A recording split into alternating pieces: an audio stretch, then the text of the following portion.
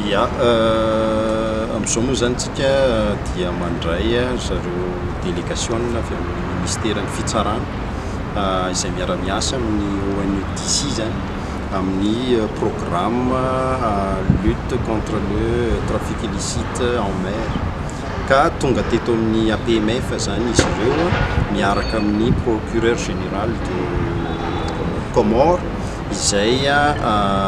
mitsidika ny APMF zany mba hijery hoe inona moa zany no anjara asan'ny APMF ao amin'ny sehatry ny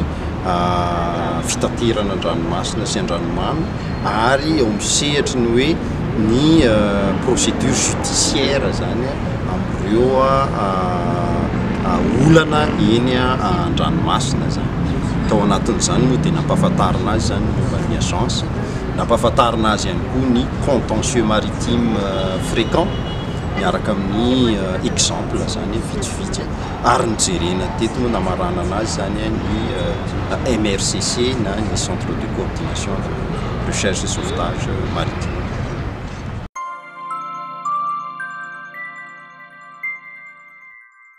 Merci madame. C'est dans le cadre d'échanges de procureurs initié par l'UNODC, justement en ce qui concerne la lutte contre les criminalités maritimes, que je me trouve ici à Madagascar, aux côtés de mes collègues malgaches, pour voir ensemble pour échanger les expériences et les bonnes pratiques en ce qui concerne la lutte contre les criminalités maritimes. La mission consiste à voir ce qu'on fait ici et à relever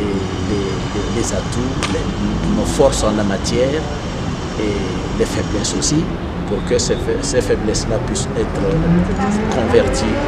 en défis et préparer des projets pour pouvoir les corriger. L'objectif est de performer notre législation, notre riposte en matière de